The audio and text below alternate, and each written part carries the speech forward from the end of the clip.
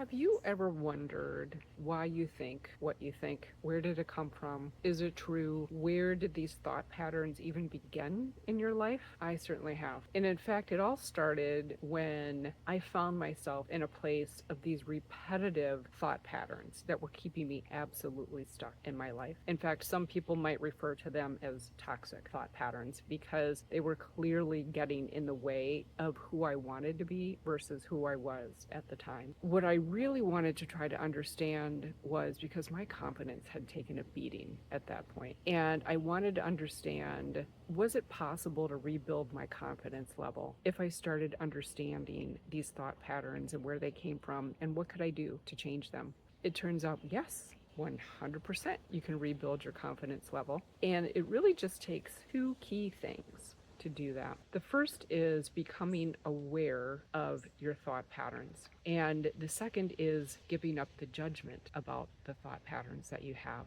Let me give you an example of a time in my life of some thought patterns and the judgment I had around them and what I ended up doing about it to move me forward and start rebuilding my confidence. One of the thought patterns that I had tremendous amount of judgment was where I was in my career versus where I thought I would be. I was in my middle 50s. I had achieved a tremendous amount of success if you were on the outside looking in, six-figure career, working with some of the brightest minds in medicine ever at prestigious institutions like Mayo Clinic and Stanford. But I told myself that I was a loser, that I was lazy, that I wasn't doing all the things that I needed to do because I wasn't here. Someone who had started at the same time as me had achieved more things than what I had achieved, and I would compare myself against that person or some other people. And I just had incredibly harsh judgment about who I was and where I was in comparison to other people. Well, the thing that gave me the courage and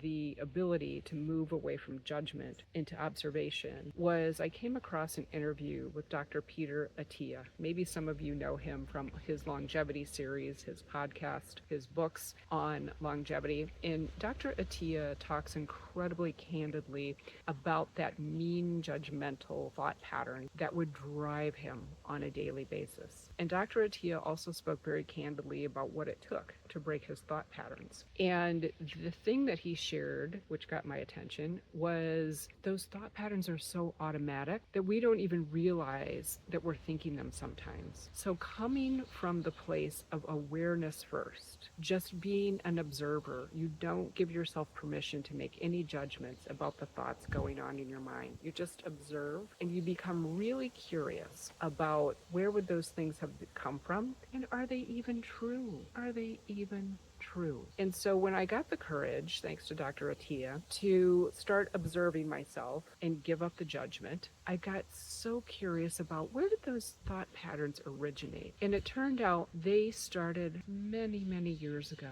when I, as a young person, I didn't have the capacity to evaluate them and to understand that they just weren't true. And I didn't share them with any adults because I thought, oh no, if I share these things about myself with people I trust and people in authority, they'll think that something's wrong with me or I'm a bad person. That a lot of times that's where these thought patterns get started in our lives, is in our formative years, and they remain unchallenged until we're grown adults and have the capacity and the life experience to challenge them. So what I'd like to invite you to do is, and this is what I did to start rebuilding my confidence, is as I got better and better and better at observing the thoughts that were going on in my mind, and I started to understand that there was no reason to judge these. These were simply programs that had been installed in my supercomputer, my organic supercomputer brain, that I had the capacity, thanks to neuroplasticity, to start to reprogram those thought patterns. And little by little, one instance at a time, I would challenge those thought patterns, and I would start to lay down new neural pathways of thought patterns that did start to serve me. And each small success I had continued to build my confidence and continue to get me where I wanted to go. The way you can develop your own confidence is to, each time you have a thought pattern that is not serving you anymore, Be aware of it. Ask yourself if it's even true. Most of the time, no, it's not. Ask yourself what the truth is, and you can even find evidence for that truth in your own life. We can talk about that again in another video. But each small success that you have of observing the thought, understanding where it comes from, redirecting it to a thought that does serve you and move you forward will continue to build your confidence, and you will get better and better and better. Your neural pathway that supports your new thought will get stronger and stronger and stronger. So I hope that helps. I believe in you.